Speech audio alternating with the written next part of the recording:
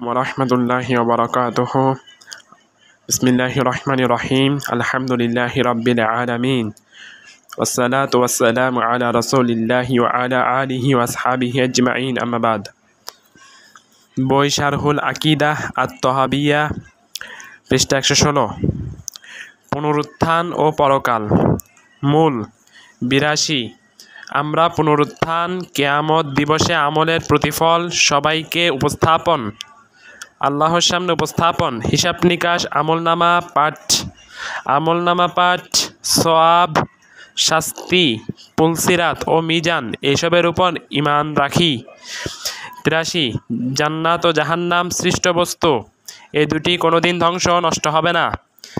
ব্যাখ্যা। শেখ ইবনু মানি রাহিমাহুল্লাহ আহলুস সুন্নাহ ওয়াল জামাআহ এ ব্যাপারে একমত যে জান্নাত ও জাহান্নাম মাখলুক। কিতাব ও সুন্নাহর দলিলসমূহ এমনটি প্রমাণ করে।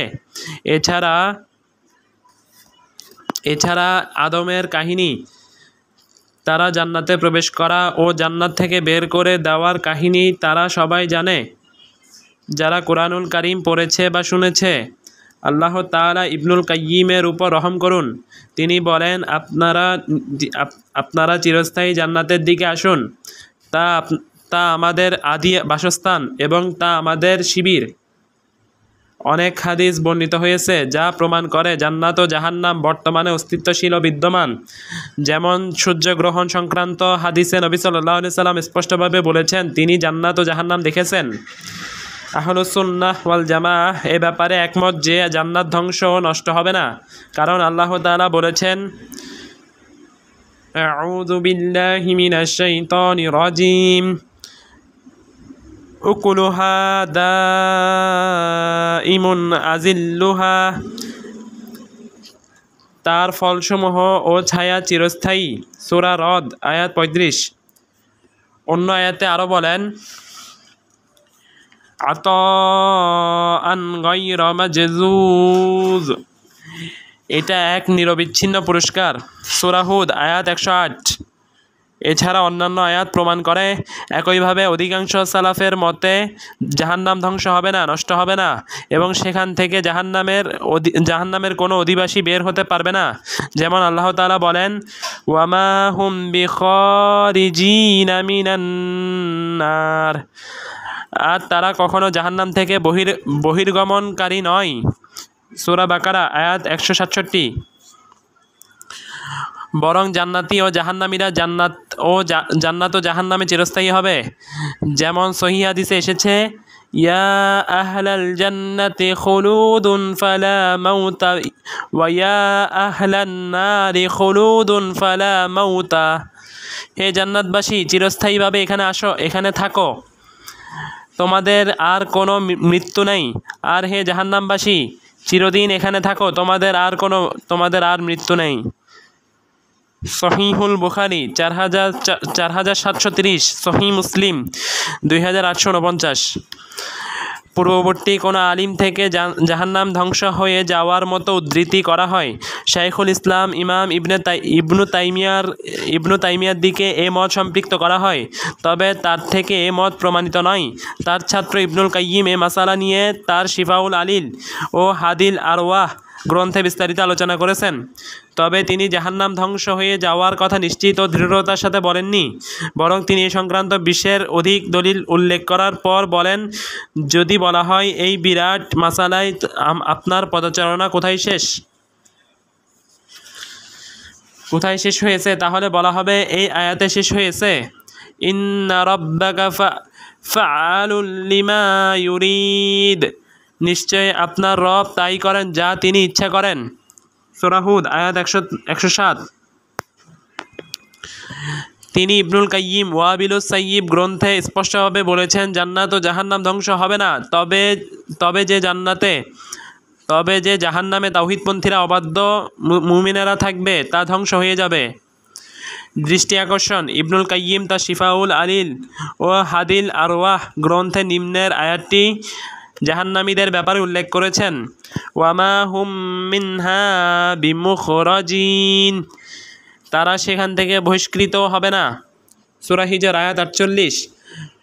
সঠিক কথা হলো এই আয়াতটি জান্নাতীদের ব্যাপারে। বিষয়টি ভালোভাবে স্মরণ রাখুন, জেনে রাখুন জান্নাত ও জাহান্নাম মাখলুক হওয়া এবং উভয়টি ধ্বংস না হওয়ার আলোচনা দ্বারা আহলুস সুন্নাহ ওয়াল জামাআহর উদ্দেশ্য হলো জাহাম ও তার সেসব অনুসারীদের খণ্ডন করা যারা নিজেদের বাতিল ব্যক্তিমত ও নষ্ট আকীদা দ্বারা কিতাব ও সুন্নাহর সুস্পষ্ট দলিলের বিরোধিতা করে।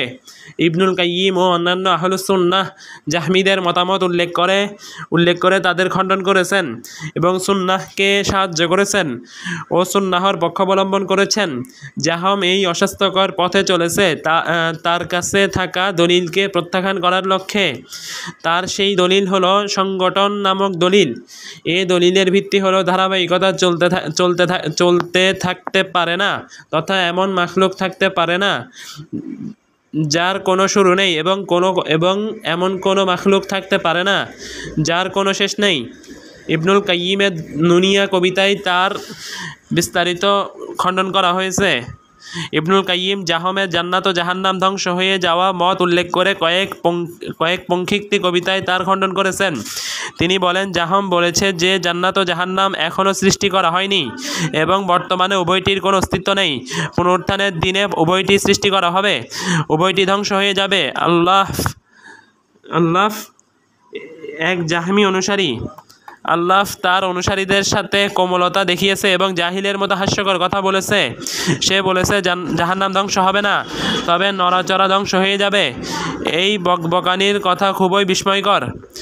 ব্যাখ্যা শেখ আলবানী রাহিমাহুল্লাহ, জেনে রাখুন পরকালে জাহান্নাম দুই প্রকার। এক প্রকার জাহান্নাম ধ্বংস হয়ে যাবে, আরেক প্রকার জাহান্নাম চিরস্থায়ী থাকবে, ধ্বংস হবে না। প্রথম প্রকার জাহান্নাম হলো সে জাহান্নাম যাতে পাপী ও অবাধ্য মুসলিমরা থাকবে। দ্বিতীয় প্রকার জাহান্নাম হলো যাতে কাফির মুশরিকরা থাকবে। ইবনুল কাইয়িম আল ওয়াবিলুস সাইয়্যিব গ্রন্থে যে আলোচনা করেছেন তার সারাংশ এটাই হক ও সঠিক কথা, এ ব্যাপারে কোনো সন্দেহ নেই এবং এর মাধ্যমে সব দলিলের মাঝে সমন্বয় হয়ে যায়। ইবনু আবিল ইজ এবং ইবনুল কাইয়িম শিফাউল আলিল ও হাদিউল আরওয়াহ গ্রন্থে যা বলেছেন তার ধোঁকায় পড়বেন না। তারা যা বলেছেন তা আমাদের উপযুক্ত সারাংশ পরিপন্থী। তাদের পক্ষে কোনো ভিত্তি নেই এবং এমন কোনো স্পষ্ট সহি দলিল নেই যা থেকে প্রমাণ হয় কাফিরদের জাহান্নাম একদিন ধ্বংস হয়ে যাবে। আল্লাহ তাআলা জান্নাতীদের ব্যাপারে যেমন বলেছেন সেখানে তাদের কোনো ক্লান্তি আসবে না এবং সেখান থেকে তাদেরকে বেরও করা হবে না, সূরা হিজর আয়াত 48, তেমন কাফিরদের ব্যাপারে বলেছেন তারা জাহান্নাম থেকে বের হতে পারবে না, সূরা বাকারা আয়াত 167। ইবনু ওমর রাদিয়াল্লাহু আনহু প্রমুখ থেকে যা বর্ণিত হয়েছে তার সনদ সহি নয়। যেমন আমি ইবনু আবিল ইজ এর ব্যাখ্যার টিকায় বর্ণনা করছি। অতএব সজাগ থাকুন। এরপর উক্ত বর্ণনা সিলসিলাতুস সহিহা নং 606 থেকে 607 গ্রন্থ উল্লেখ করেছি। মূল আল্লাহ তাআলা অন্যান্য সৃষ্টির পূর্বে জান্নাত ও জাহান্নাম সৃষ্টি করেছেন এবং উভয়ের জন্য বাসিন্দা সৃষ্টি করেছেন। তবে তাদের মধ্যে যাকে তিনি জান্নাতে প্রবেশ করাতে চান তা হবে তার পক্ষ থেকে অনুগ্রহ, আর যাকে জাহান্নামে প্রবেশ করা চান তাকে ইনসাফের ভিত্তিতে প্রবেশ করাবেন। প্রত্যেকেই সেই কাজ করবে যা তার জন্য নির্দিষ্ট করা হয়েছে এবং যার জন্য তাকে সৃষ্টি করা হয়েছে সেখানেই সে প্রত্যাবর্তন করবে।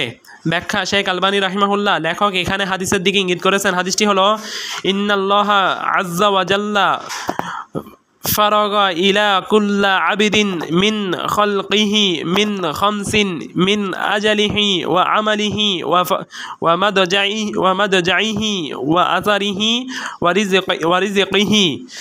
আল্লাহ তাআলা প্রত্যেক বান্দার 5টি বিষয় চূড়ান্তভাবে নির্ধারণ করে দিয়েছেন। ক তার আয়ুষ্কাল, খ তার আমল, গ তার মৃত্যুস্থান, ঘ তার চলাফেরা, তার জীবিকা। হাদিসটি সহি। হাদিসটি মিশকাত নং 113 ও সুন্নাহ 303 থেকে 309 গ্রন্থে রয়েছে। এই অর্থে অনেক পরিচিত প্রসিদ্ধ হাদিস রয়েছে।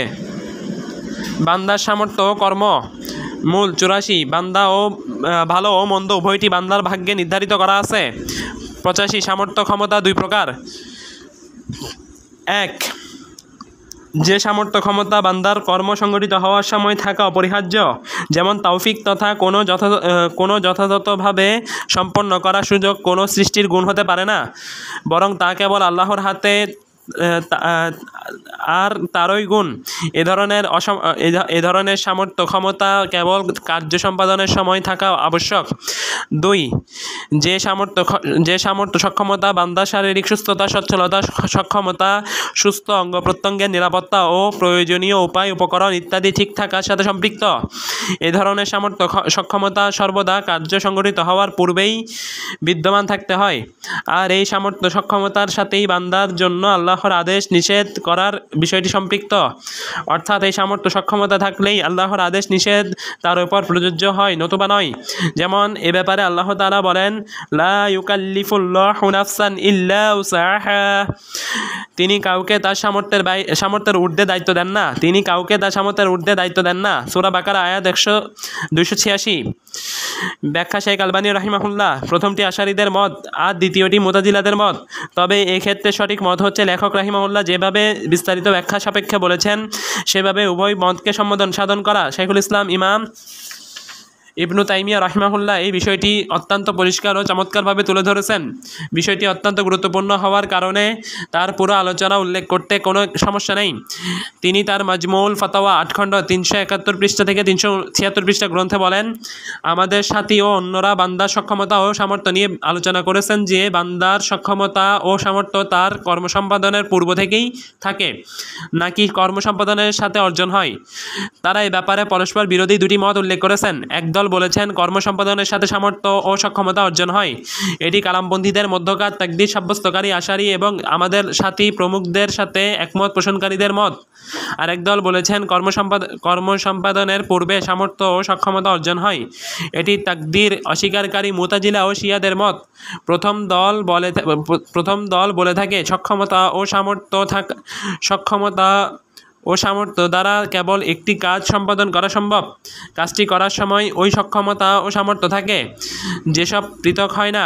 আর দ্বিতীয় দলের মতে সক্ষমতা ও সামর্থ্য বলতে বোঝায় পরস্পর বিরোধী দুটি কাজ করার উপযুক্ততা। সক্ষমতা কর্ম সম্পাদনের সাথে থাকে না। এই মাসালায় কাদারিয়া ফিরকা বেশি বিচ্যুত, কারণ তাদের মতে কর্ম সম্পাদনের সাথে ও সময় কিছুতেই সক্ষমতা ও সামর্থ্য থাকতে পারে না। তাদের মতানুযায়ী প্রভাবের পূর্বে প্রভাবক থাকতে হবে। প্রভাবক কিছুতেই একসাথে থাকতে পারে না। তাতে সক্ষমতার ক্ষেত্রে হোক বা ইচ্ছার ক্ষেত্রে হোক বা আদেশের ক্ষেত্রে হোক। কোরআন ও হাদিস দ্বারা প্রমাণিত সঠিক কথা হচ্ছে সক্ষমতা ও সামর্থ্য কর্মের আগে এবং কর্ম করার সময়ও থাকে। কর্মের সাথে আরেকটি সক্ষমতা ও সামর্থ্য থাকে যা অন্য কর্মের জন্য উপযুক্ত নয়। কাজেই সক্ষমতা ও সামর্থ্য দুই প্রকার। কর্মের পূর্বে থাকে এবং পরস্পর বিরোধী দুটি কাজ করার উপযুক্ততা রাখে। কেবল কর্মের সাথেই থাকে। প্রথম প্রকার সক্ষমতা কর্মকে অনুমোদনকারী হয়ে থাকে এবং দ্বিতীয় প্রকার সক্ষমতা কর্মকে আবশ্যককারী ও বাস্তবায়নকারী হয়ে থাকে। আল্লাহ তাআলা বলেন, ওয়ালিল্লাহি আলান নাসি হিজ্জুল বাইতি মান ইসতাতাআ ইলাইহি সাবিলা। ওই ঘর পর্যন্ত যাওয়ার সামর্থ্য আছে এমন মানুষের জন্য আল্লাহ সন্তুষ্টির উদ্দেশ্যে সেখানে হজ করতে যাওয়া কর্তব্য। সূরা আল ইমরান আয়াত 97। যদি এই সক্ষমতা ও সামর্থ্য কর্মের সাথে ছাড়া না হয় তাহলে কেবল তার উপর হজ ফরজ হতো যে হজ করছে। তাছাড়া কেউ যদি হজ বর্জন করত তাহলে সে নাফরমান হতো না এবং ইহরামের পূর্বে বরং হজ শেষ করার পূর্বে কারো উপর হজ ফরজ হতো না। আল্লাহ তাআলা আরো বলেন, ফাত্তাকুল্লাহা মাসতাতা'তুম। তোমরা তোমার সামর্থ্য অনুযায়ী আল্লাহকে ভয় করো। সূরা তাগাবুন আয়াত 16। আল্লাহ তাআলা এই আয়াতে সামর্থ্য অনুযায়ী আল্লাহকে ভয় করার আদেশ দিয়েছেন। যদি আল্লাহ তাআলা সামর্থ্য দ্বারা কর্মসম্পাদনের সাথে থাকা সামর্থ্য বোঝাতেন তাহলে যে ভয়টুকু করছে সেই ভয়টুকু ছাড়া অন্য ভয় করা ওয়াজিব হতো না, কারণ ভয়টুকুর সাথে কেবল ওই সামর্থ্য রয়েছে। আল্লাহ তাআলা বলেন, লা ইউকাল্লিফুল্লাহু নাফসান ইল্লা উসাহা। আল্লাহ তাআলা কাউকে দায়িত্ব দেন না তার সামর্থ্য ছাড়া। সূরা বাকারা আয়াত 286।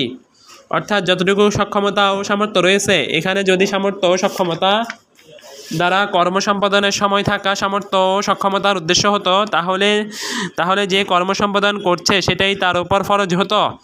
যে ফরজগুলো বর্জন করছে সেগুলো তার উপর ফরজ হতো না। এমন দৃষ্টান্ত অনেক। কোরআন ও সুন্নাহতে যেসব বিষয়ের সাথে সক্ষমতা থাকা ও না থাকাকে সত্যায়িত করা হয়েছে, সেসব ক্ষেত্রে কর্ম সম্পাদনের সাথে লেগে থাকা সক্ষমতা ও সামর্থ্য উদ্দেশ্য নেওয়া হয়নি।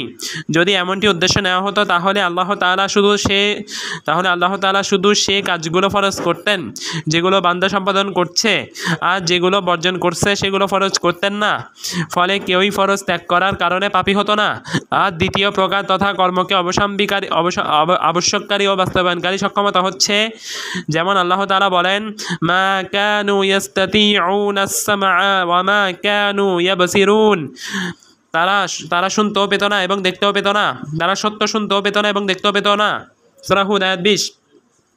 এ প্রকার সক্ষমতা হচ্ছে কর্মকে আবশ্যককারী ও বাস্তবায়নকারী সক্ষমতা।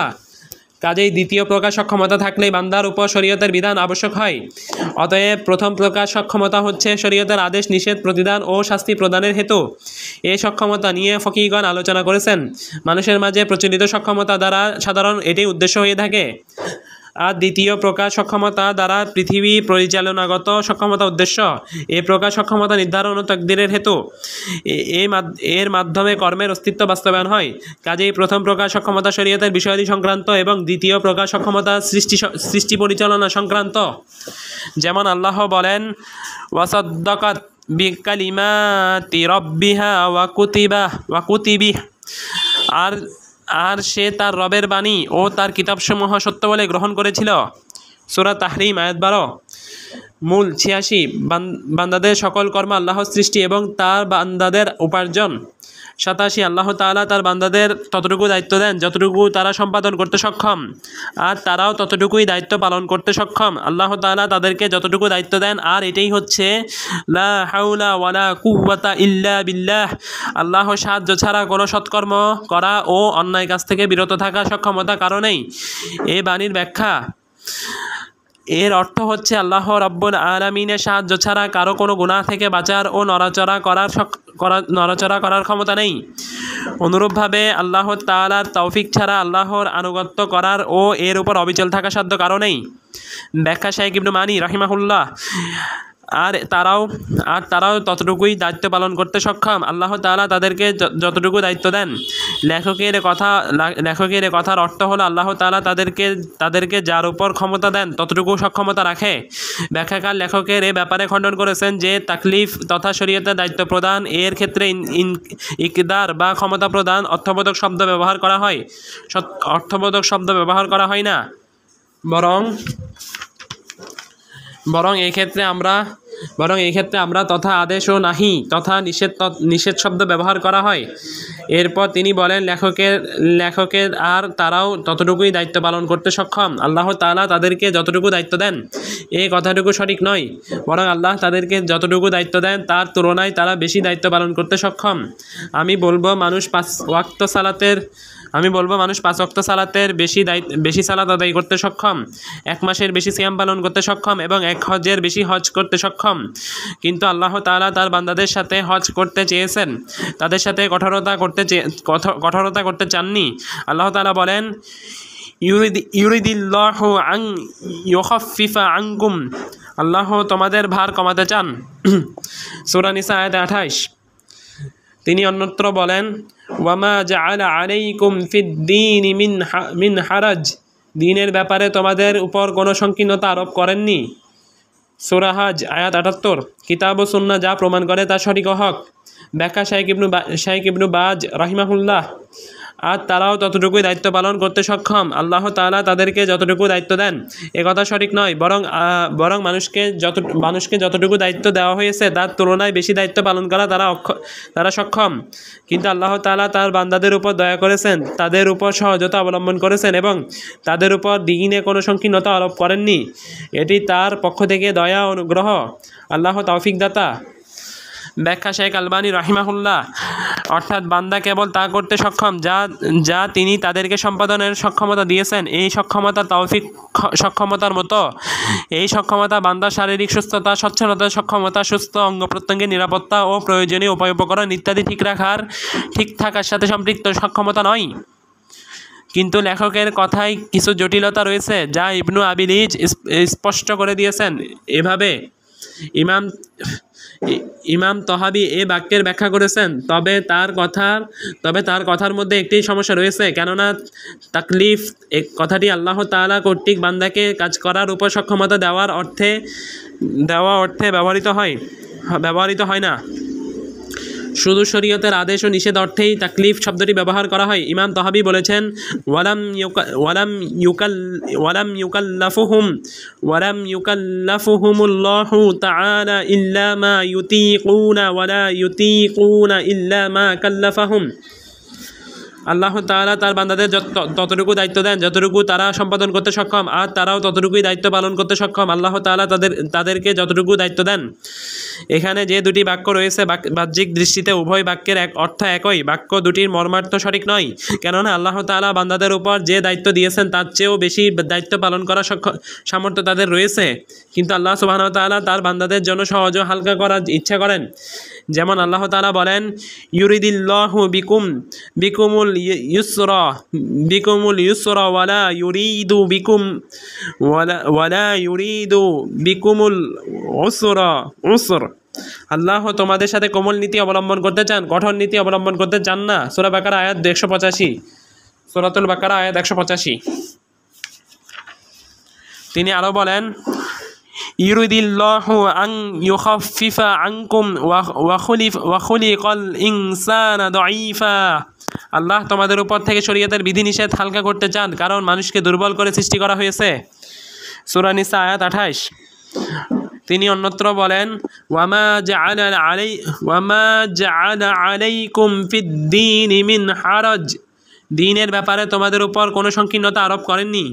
সূরা হজ আয়াত 78। সুতরাং আল্লাহ তাআলা আমাদের উপর যা ফরজ করেছেন তার উপর যদি আরও কিছু বাড়িয়ে দিতেন তাহলে আমরা তাও সম্পাদন করতে সক্ষম হতাম। কিন্তু তিনি আমাদের উপর অনুগ্রহ করে আমাদের উপর দিনকে সহজ করে দিয়েছেন। আমাদের উপর দিনের মধ্যে কঠিন কিছু চাপিয়ে দেননি। সুতরাং এভাবেই উপরিউক্ত সমস্যা ও প্রশ্নের সমাধান করতে হবে। এখানে সামর্থ্য সক্ষমতা বলতে তৌফিক সক্ষমতা উদ্দেশ্য। এই সক্ষমতা বান্দার শারীরিক সুস্থতা, সচ্ছলতা, সক্ষমতা, সুস্থ অঙ্গ প্রত্যঙ্গের নিরাপত্তা ও প্রয়োজনীয় উপকরণ ইত্যাদি ঠিক রাখার সাথে সম্পৃক্ত সক্ষমতা উদ্দেশ্য নয়। অতএব ইমাম তহাবির উক্তির মধ্যে সমস্যা রয়েছে, সুতরাং বিষয়টি ভালোভাবে বোঝা উচিত। সকল কিছু আল্লাহর ইচ্ছা ও ফয়সালায় সংগঠিত হয়। মূল 88। পৃথিবীতে যা কিছু সংগঠিত হয় তা আল্লাহর ইচ্ছা, তার জ্ঞান, তার ফয়সালা ও তার বিধান অনুসারেই হয়ে থাকে। তার ইচ্ছা সমস্ত ইচ্ছার ঊর্ধ্বে, তার ফয়সালা সমস্ত কৌশলের ঊর্ধ্বে। যা ইচ্ছা তিনি তাই করেন। তিনি কখনো অত্যাচার করেন না। তিনি সর্বপ্রকার কলুষতা ও কালিমা হতে পবিত্র এবং সব রকমের দোষ ত্রুটি হতে বিমুক্ত। তিনি যা করেন সে সম্পর্কে তিনি জিজ্ঞাসিত হবেন না, পক্ষান্তরে অন্য সবাই তাদের কর্ম সম্পর্কে জিজ্ঞাসিত হবে। সূরা আম্বিয়া আয়াত 23। ব্যাখ্যা শেখ ইবনু মানি রাহিমাহুল্লাহ, তিনি কখনো অত্যাচার করেন না, কেননা আল্লাহ তাআলা নিজের উপর অত্যাচার করাকে হারাম করে নিয়েছেন, যেমন তিনি তার বান্দাদের উপর হারাম করে দিয়েছেন। অত্যাচার বা জুলুম হলো কোনো বস্তুকে উপযুক্ত স্থানে না রেখে অনুপযুক্ত স্থানে রাখা। কিতাব ও সুন্নাহ দলিলসমূহ প্রমাণ করে আল্লাহ তাআলা জুলুম করতে সক্ষম, কিন্তু তিনি জুলুম করেন না। যেমন তিনি বলেন, ইন্নাল্লাহা লা ইয়াজলিমুন নাসা শাইআ। নিশ্চয় আল্লাহ মানুষের প্রতি কোনো জুলুম করেন না। সূরা ইউনূস আয়াত 44। তিনি আরও বলেন, ওয়ামান ইয়ামাল মিনাস সালিহাতি ওয়া হুয়া মুমিনুন ফালা ইউখাফু যুলমান ওয়ালা হাদমা। আর যে মুমিন হয়ে সৎ কাজ করে তার কোনো আশঙ্কা নেই জুলুমের এবং অন্য কোনো ক্ষতির। সূরা তাহা আয়াত 112।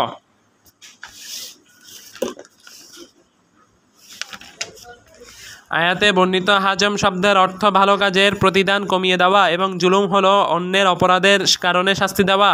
আল্লাহ তাআলা নিজেকে বান্দার উপর জুলুম করা থেকে বিরত রাখেন, যদিও তিনি জুলুম করতে ক্ষমতাবান।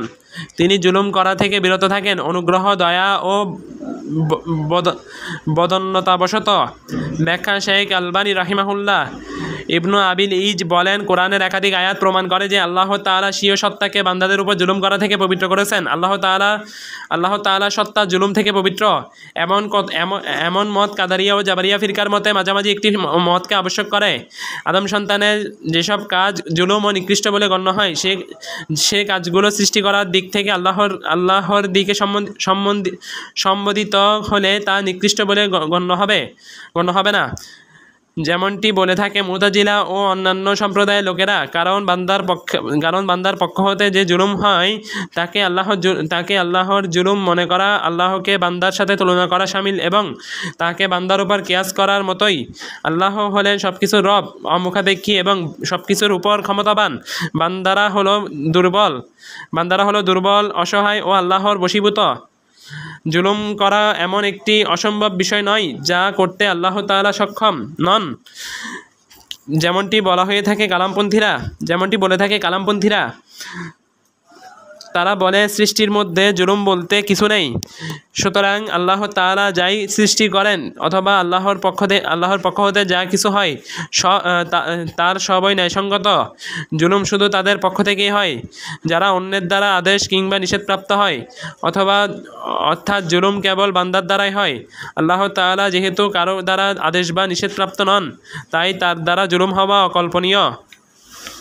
তাদের এই কথা সঠিক নয়। আল্লাহ তাআলা বলেন, ওয়ামান ইয়ামাল মিনাস সালিহাতি ওয়া হুয়া মুমিনুন ফালা ইয়াখাফু যুলমান ওয়ালা হাদামা। আর যে ব্যক্তি সৎ কাজ করবে সেই সাথে মুমিনও হবে, তার প্রতি কোনো জুলুম বা অধিকার হরণের আশঙ্কা নেই। সূরা তাহা আয়াত 112। আল্লাহ তাআলা আরও বলেন, মা ইউবাদদিলুল কওলু লাদাইয়া ওয়া মা আনা বিযাল্লামিল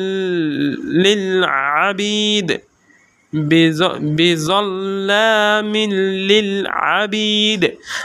আমার কথার কোনো রদবদল হয় না, আর আমি বান্দাদের জন্য জালিমও নই। সূরা কফ আয়াত 29। তিনি আরও বলেন, ওয়া মা যালামনাহুম ওয়ালাকিন কানু হুমুজ যালিমিন। আমি তাদের প্রতি জুলুম করিনি, বরং তারা নিজেরাই জুলুম করেছে। সূরা যুখরুফ আয়াত 76। তিনি অন্যত্র বলেন, ওয়া ওয়াজাদু মা আমিলু হাদিরা ওয়ালা ইয়াজলিমু রাব্বুকা আহাদা।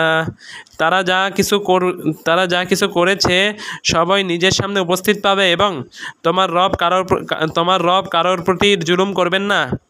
সূরা কাহাফ আয়াত 49। তিনি আরও বলেন, اليوم تجزى كل نفس بما كسبت لا ظلم اليوم إن الله سريع الحساب। আর প্রত্যেককেই তার কৃতকর্মের প্রতিদান দেওয়া হবে। আজ কারোর প্রতি জুলুম করা হবে না, আল্লাহ অতি দ্রুত হিসাব গ্রহণকারী। সূরা গাফির আয়াত 17। সুতরাং উপরিউক্ত আয়াতগুলো কালামপন্থীদের কথাকে বাতিল সাব্যস্ত করে। রাসূলুল্লাহ সাল্লাল্লাহু আলাইহি সাল্লাম তার রবের পক্ষ হতে বর্ণনা করে বলেন, আল্লাহ বলেন, ইয়া ইবাদি ইলা হাররামতুজ যুলমা আলা নাফসি ওয়াজআলতুহু বাইনাকুম মুহাররামান ফালা তাযালামু।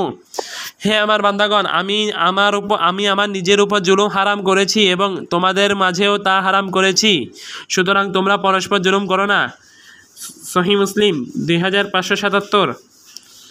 এই হাদিস ও কোরআনের উপরিউক্ত আয়াতগুলো সমর্থন করে। এই হাদিস দুটি বিষয় প্রমাণ করে।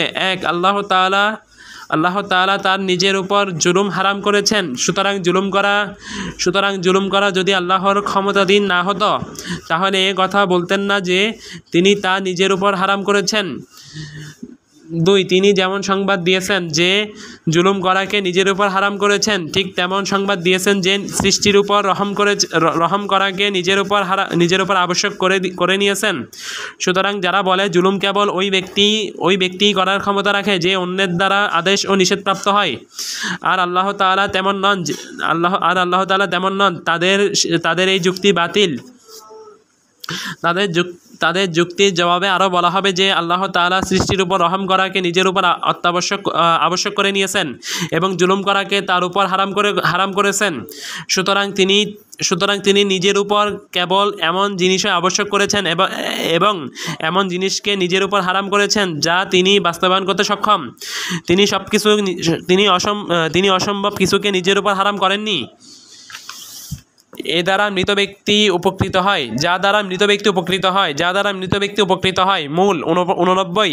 মৃত ব্যক্তিদের দোয়া ও দান খয়রাত দ্বারা জীবিত ব্যক্তিদের দোয়া ও দান খয়রাত দ্বারা মৃত ব্যক্তিরা উপকৃত হয়ে থাকে।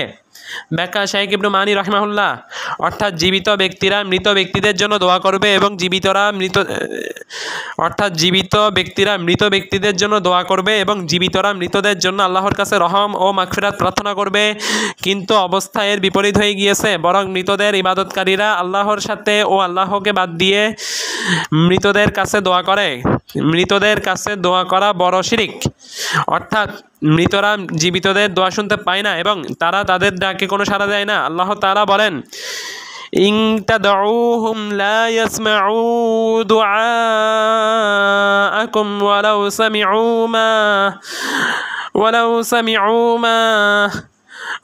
সামিউ মাস্তাজাবু লাকুম ওয়া ইয়াউমাল কিয়ামাতি ইয়াকফুরুনা বিশিরকিকুম।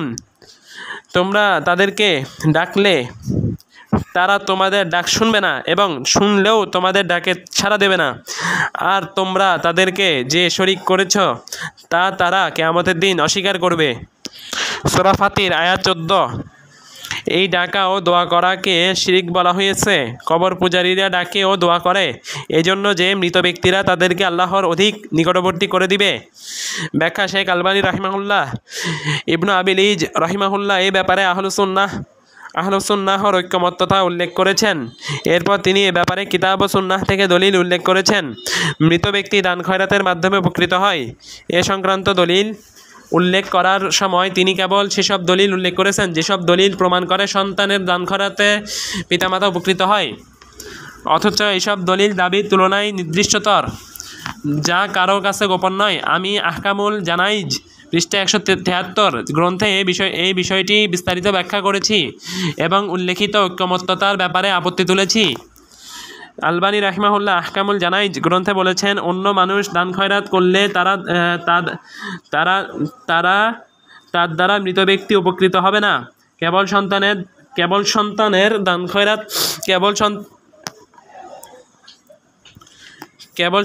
দান খয়রাত দ্বারা উপকৃত হবে। অনুবাদক। আল্লাহর ক্রোধ ও রুষ্ট হওয়া গুণ। মূল 90। আল্লাহ তাআলা দোয়া কবুল করেন এবং বান্দাদের প্রয়োজন মিটিয়ে থাকেন। 91। আল্লাহ তাআলা সব কিছুর মালিক, কিন্তু তার কেউ তার মালিক হতে পারে না। আল্লাহ তাআলা সব কিছুর মালিক, কিন্তু কেউ তার মালিক হতে পারে না। কারো পক্ষে আল্লাহর করুণা ব্যতীত এক নিমিষেও বেঁচে থাকা সম্ভব নয়। যে ব্যক্তি মনে করবে এক মুহূর্তের জন্য সে আল্লাহর অমুখাপেক্ষী, সে কাফির হয়ে যাবে এবং লাঞ্ছিত হবে। 92। আল্লাহ তাআলা ক্রুদ্ধ ও রুষ্ট হন,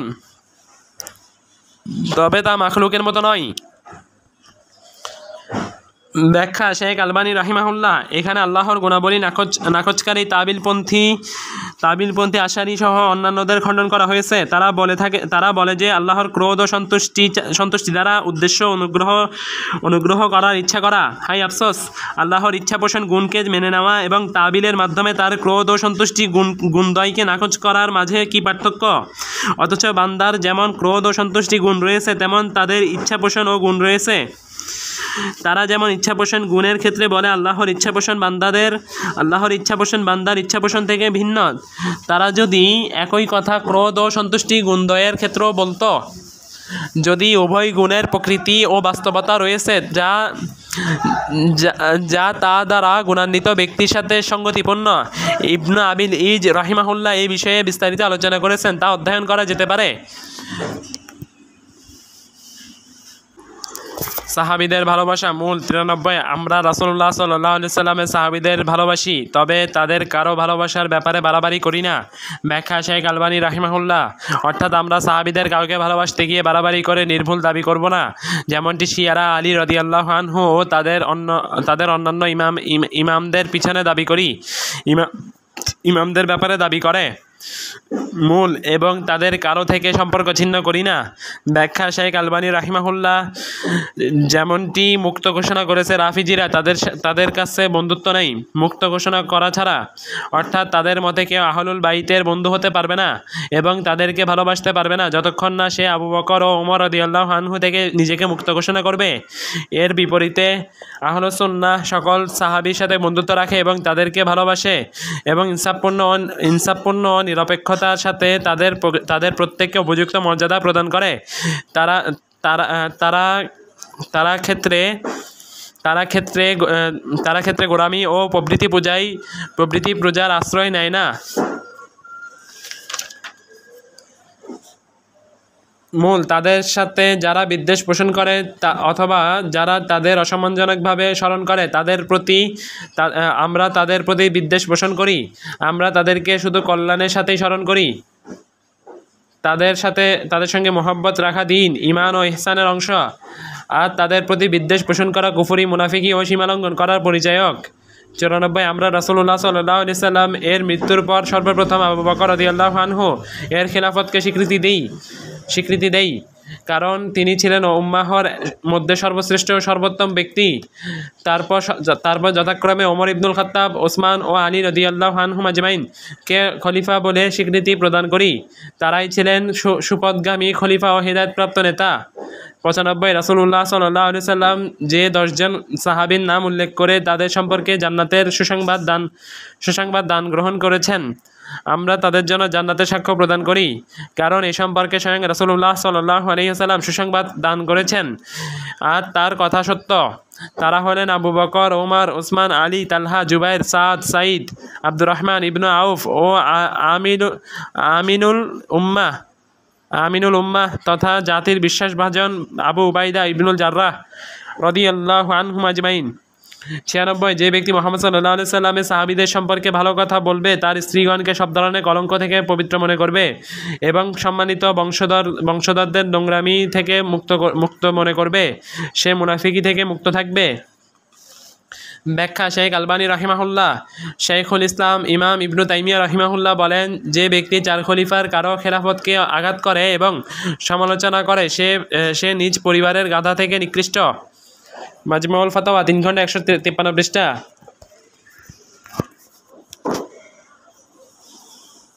আলিমদের সম্মান এবং অলিদের কারামত। মূল 97।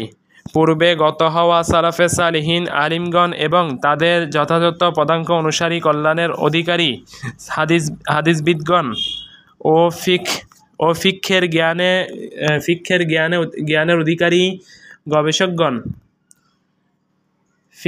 জ্ঞানের অধিকারী গবেষকগণকে যথাযথ সম্মানের সঙ্গে স্মরণ করতে হবে, যারা তাদের সম্পর্কে বিরূপ মন্তব্য করে তারা সঠিক পথের প্রতীক নয়।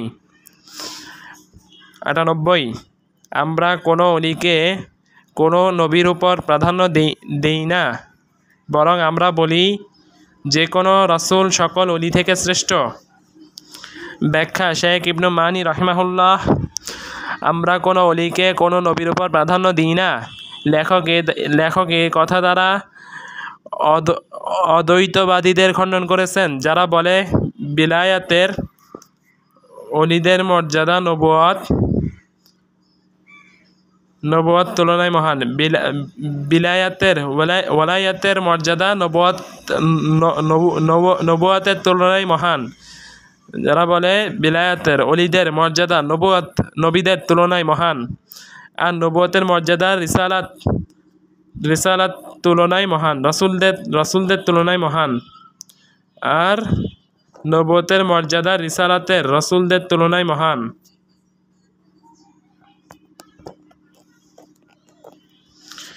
তারা এভাবে কবিতা বলে, কবরের জীবনে নবুয়তের মর্যাদা রাসূলের তুলনায় সামান্য বেশি হবে, অলিদের তুলনায় কম।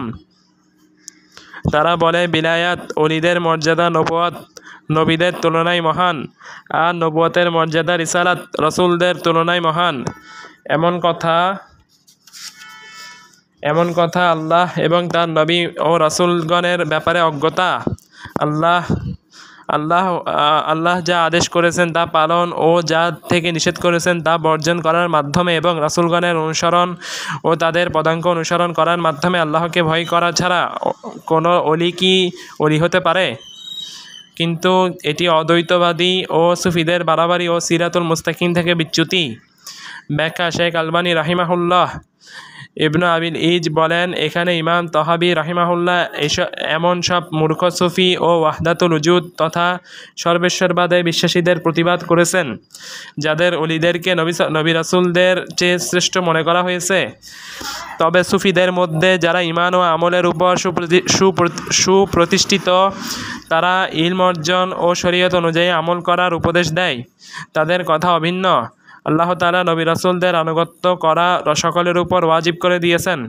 আল্লাহ তাআলা বলেন, ওয়ামা আরসালনাকা মির রাসূলিন ইল্লা লিয়ুতাআ বিইযনিল্লাহ।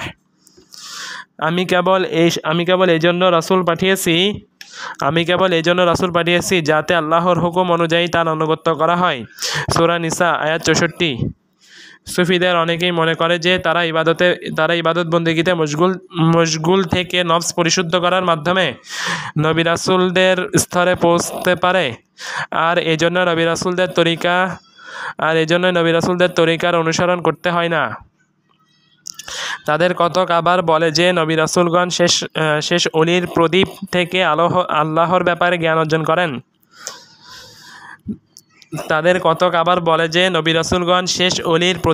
আল্লাহর ব্যাপারে জ্ঞান অর্জন করেন। আর কেউ দাবি করে যে সে শেষ অলি, আর ফেরাউন যা বলেছিল সেটাই সেই ইলমের প্রকৃত রূপ। ফেরাউন মনে করেছিল আমরা যে পৃথিবী প্রত্যক্ষ করছি তা নিজেই অস্তিত্ব লাভ করেছে।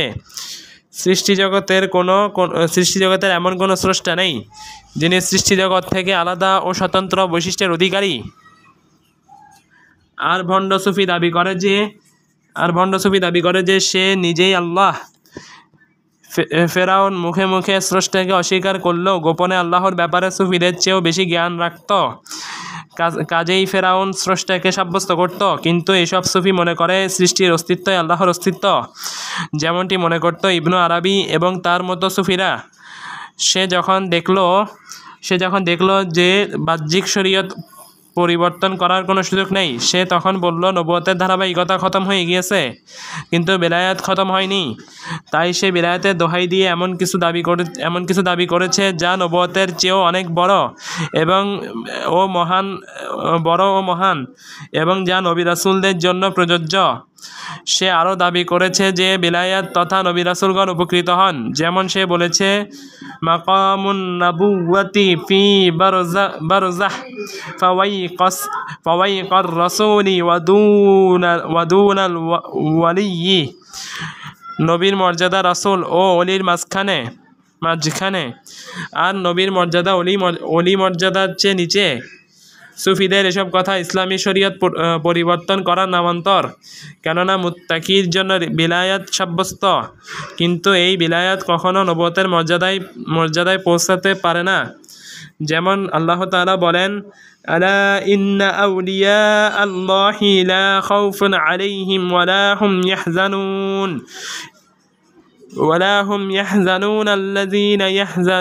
আল্লাযীনা আমানু ওয়া কানু ইয়াত্তাকুন। জেনে রাখো, আল্লাহর বন্ধুদের কোনো ভয় নেই এবং তারা চিন্তিত হবে না। আর এমন লোক যারা ঈমান এনেছে এবং তাকওয়া অবলম্বন করেছে। সূরা ইউনূস আয়াত ৬২ থেকে ৬৩।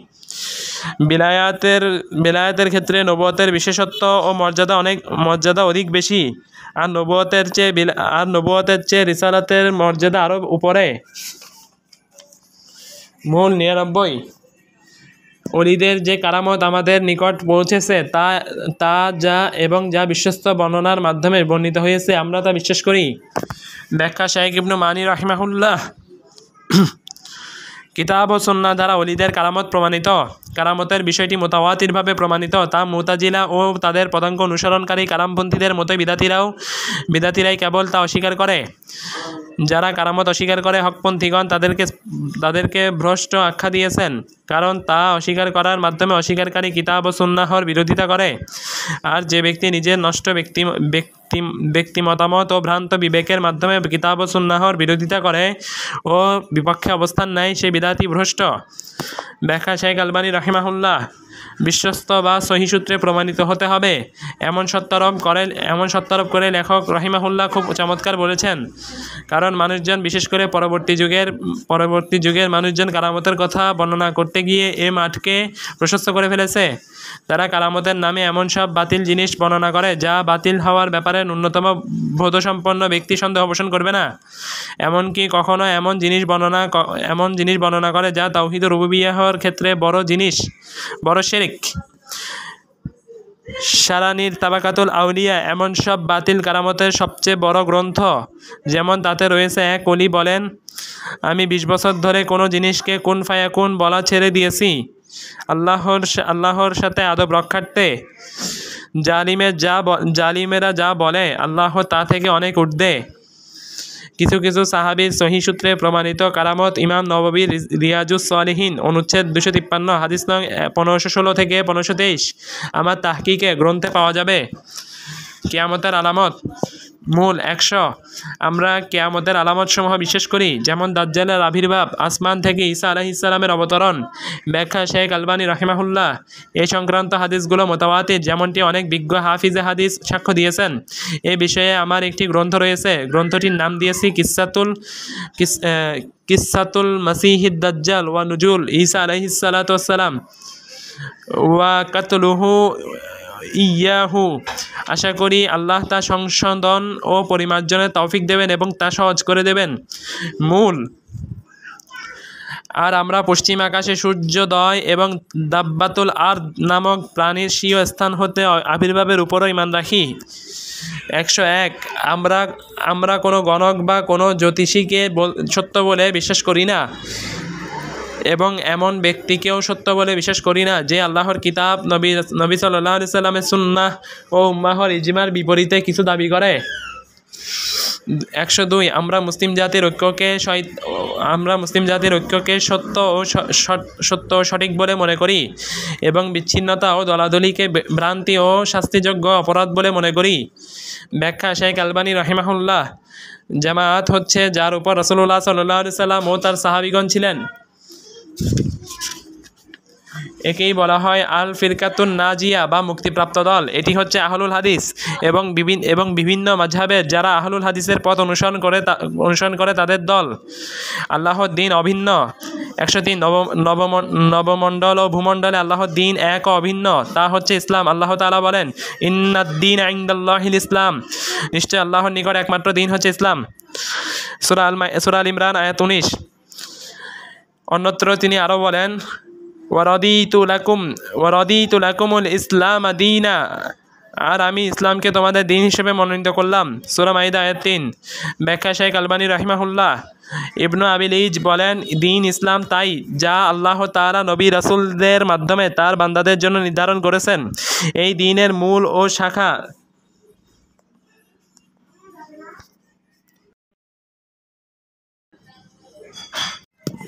ব্যাখ্যা শেখ আলবানী রাহিমাহুল্লাহ। ইবনু আবিল ইজ বলেন, দ্বীন ইসলাম তাই যা আল্লাহ তাআলা নবী রাসূলদের মাধ্যমে তার বান্দাদের জন্য নির্ধারণ করেছেন। এই দ্বীনের মূল ও শাখা নবী রাসূলদের মাধ্যমে বর্ণিত হয়েছে। দ্বীন ইসলাম অত্যন্ত সুস্পষ্ট। বিবেকবান, ছোট বড়, আরব অনারব, শিক্ষিত অশিক্ষিত প্রত্যেক ব্যক্তির পক্ষেই অতি অল্প সময়ের মধ্যে প্রবেশ করা সম্ভব। তবে তার চেয়ে আরও কম সময়ের মধ্যে এ থেকে বের হয়ে যাওয়াও অসম্ভব নয়। তা হতে পারে ইসলামের কোনো একটি কথাকে অস্বীকার করার মাধ্যমে, কিংবা ইসলামের কোনো বিষয়কে মিথ্যা মনে করার মাধ্যমে, অথবা ইসলামের কোনো বিষয়ের বিরোধিতা করার মাধ্যমে, বা আল্লাহর উপর মিথ্যারোপ করা, কিংবা আল্লাহ তাআলার কথার মধ্যে সন্দেহ পোষণ করা, অথবা আল্লাহ যা অবতরণ করেছেন আল্লাহ যা অবতরণ করেছেন তাতে সন্দেহ পোষণ করা, কিংবা উপরিউক্ত অর্থে অনুরূপ অন্যান্য বিষয় অস্বীকার করার মাধ্যমে। আল্লাহর কিতাব ও রাসূলুল্লাহ সাল্লাল্লাহু আলাইহি ওয়াসাল্লামের সুন্নাহর বিবরণ দ্বারা সাব্যস্ত হয়েছে যে ইসলাম খুবই সুস্পষ্ট এবং ইসলামের শিক্ষা অত্যন্ত সহজ। আগত ব্যক্তি ইসলাম শিখত এবং আসার পরপরই ফিরে যেতে পারত। ইসলাম সম্পর্কে লোকদেরকে শিক্ষা প্রদানের ক্ষেত্রে শিক্ষার্থীর অবস্থা অনুপাতে নবী সাল্লাল্লাহু আলাইহি ওয়াসাল্লাম বিভিন্ন শব্দ ও পদ্ধতি ব্যবহার করতেন। শিক্ষার্থী যদি দূরদেশে থেকে আগমন করত, যেমন জিমাম বিন সালাবা, আব্দুল কাইস গোত্রের প্রতিনিধি প্রমুখের কথাই বলা যেতে পারে, তাদেরকে তিনি দ্বীনের এমন সব বিষয় শিক্ষা দিয়েছেন যা সম্পর্কে অজ্ঞ থাকা মোটেই গ্রহণযোগ্য নয়। অথচ তিনি ভালো করেই জানতেন যে তার দ্বীন দিগন্তে ছড়িয়ে পড়বে এবং তিনি তাদের কাছে এমন সব দায়ী প্রেরণ করবেন যারা তাদেরকে দ্বীনের প্রয়োজনীয় সকল বিষয় শিক্ষা দিবেন। আজ যাদের ঘরবাড়ির নিকটে ছিল তাদের সম্পর্কে সবসময় নবী সাল্লাল্লাহু আলাইহি ওয়াসাল্লামের নিকট আসা সম্ভব ছিল। সেই হিসাবে তাদের পক্ষে পর্যায়ক্রমে দ্বীনের বিষয়াদি শিক্ষা করা সহজসাধ্য ছিল, অথবা যার ব্যাপারে তিনি জানতেন যে সে দ্বীনের প্রয়োজনীয় বিষয়াদি শিক্ষা নিয়েছে তাকে তার প্রশ্ন অবস্থা ও প্রয়োজন অনুসারে শিক্ষা দিতেন। প্রশ্নকারীর অবস্থা থেকে তিনি অনুমান করতে পারতেন যে দ্বীনি বিষয়ে তার কতটুকু পারদর্শিতা রয়েছে। যেমন তিনি কাউকে বলেছেন, তুমি বলো আমি আল্লাহর প্রতি ঈমান আনলাম, অতঃপর তুমি এই কথার উপর অনড় থাকো। তবে যে ব্যক্তি আল্লাহর অনুমতি ছাড়াই এমন দ্বীন তৈরি করলো যার ব্যাপারটি সুস্পষ্ট যে তার দ্বীনের মূলনীতিগুলো মুহাম্মদ সাল্লাল্লাহু আলাইহি ওয়াসাল্লাম কিংবা অন্য কোনো নবী রাসূলের দ্বীন থেকে গৃহীত নয়, সুতরাং তার দ্বীনের মূলনীতিগুলো বাতিলের উপর ভিত্তিশীল বিষয়ও বাতিল, যেমন সত্যের অনুষঙ্গ সঠিক হয়। ইসলাম মধ্যমপন্থী দ্বীন।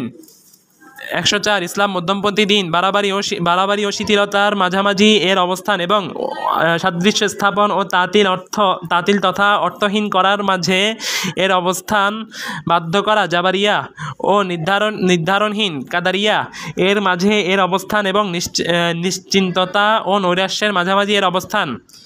105 এ হলো আমাদের দ্বীন ও আমাদের আকীদা, যা আমরা প্রকাশ্যে অন্তরে ধারণ করি।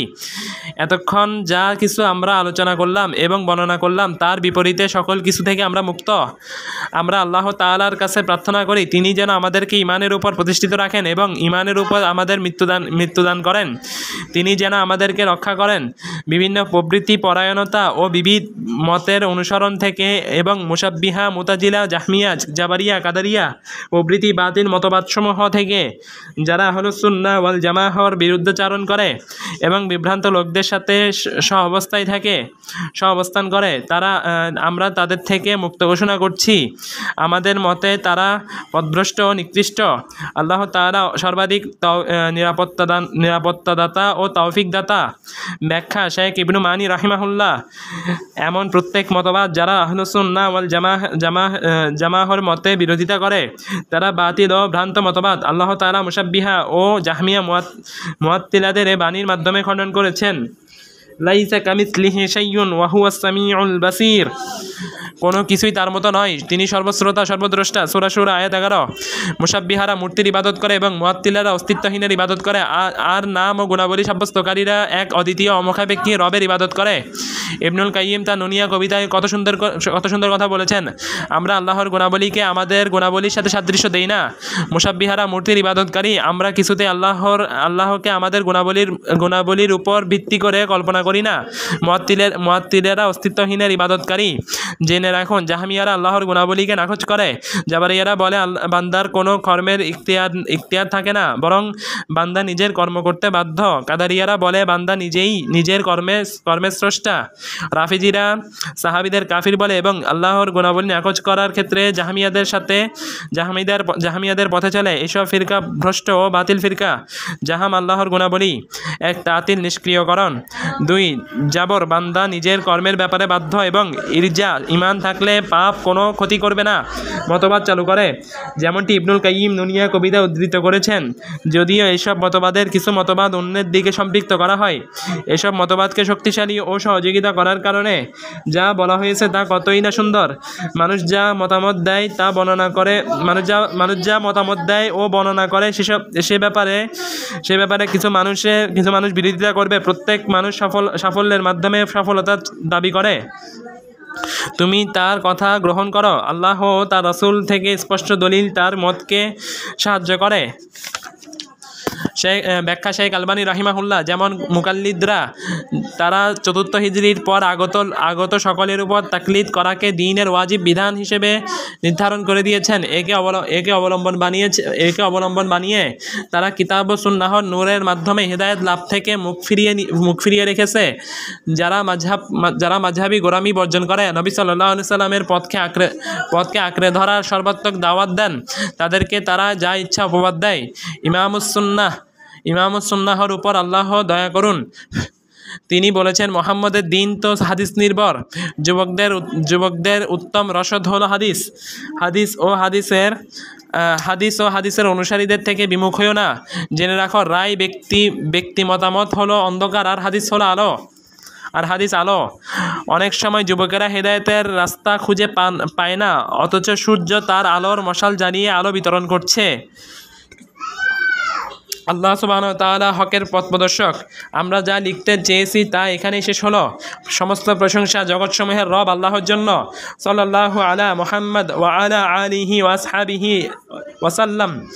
দামেস্ক, শনিবার সকাল 19 জুমাদাল আখিরা 1394 হিজরি। কিতাবটি সংশোধন ও পরিমার্জন শেষ হলো সোমবার 5 জুমাদাল আখিরা 1394 হিজরি। লিখেছেন আব্দুল মুসাউইর ইবনু মোহাম্মদ নাসিরউদ্দিন আলবানী। মূল পাণ্ডুলিপির সাথে আমার হাতে মিলিয়ে দেখা শেষ হলো। আর পরের দিন ওয়া সাল্লাল্লাহু আলা মুহাম্মদ ওয়া আলা আলিহি ওয়া সাহবিহি আজমাইন আলহামদুলিল্লাহি রাব্বিল আলামিন। মোহাম্মদ নাসিরউদ্দিন আলবানী। অনুবাদ শেষ হলো রবিবার সকাল 26 তারিখ 12 মাস 2022 ডিসেম্বর 26 তারিখ। শারহুল আকিদা তহাবিয়া 146 পৃষ্ঠা সমাপ্ত।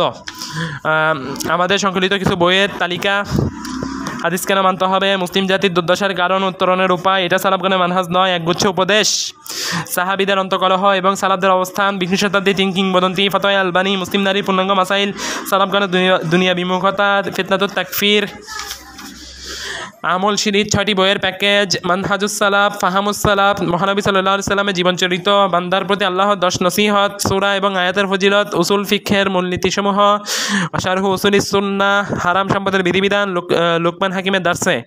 বইয়ের সংক্ষিপ্ত তথ্য, অনুসূচিপত্র এবং কিছু অংশ পড়ে দেখতে ওয়েবসাইটে ভিজিট করুন। বইটি সম্পর্কে কিছু কথা: আকিদাতুত তাহাবিয়া আকিদাহর মৌলিক বিষয়সমূহের এক ঐতিহাসিক, কালজয়ী সংক্ষিপ্তসার। একজন মানুষের আকিদা বিশুদ্ধকরণে এই বইয়ের মতো প্রসিদ্ধ ও ক্লাসিক বইয়ের বিকল্প নেই। বইটির কিছু আলোচনা বোঝার জন্য প্রয়োজন বিজ্ঞ প্রাজ্ঞ আলিমের ব্যাখ্যা প্রয়োজন। সে চাহিদা পূরণে বিগত শতাব্দীর 3 জন মহান বিশেষজ্ঞ আলিমের সংক্ষিপ্ত ব্যাখ্যা সংকলিত হয়েছে এই বইতে। নিজের আকিদাকে সহি ও মজবুত করার জন্য শেখ আলবানী রাহিমাহুল্লাহ, শেখ ইবনু বাজ রাহিমাহুল্লাহ ও শেখ মোহাম্মদ ইবনু মানি রাহিমাহুল্লাহ এই সংক্ষিপ্ত ব্যাখ্যা গ্রন্থটি আপনার অনায়াসাধ্য ইনশাআল্লাহ। শারহুল আকিদা তাহাবিয়া, ইমাম আবু জাফর আহমদ বিন মোহাম্মদ আত-তাহাবি রাহিমাহুল্লাহ, liwasvision.com, Liwas Vision Publications. Subhanakallahumma bihamdika asyhadu an la ilaha illa anta astaghfiruka wa atubu ilaik. Assalamu alaikum wa rahmatullahi wa barakatuh.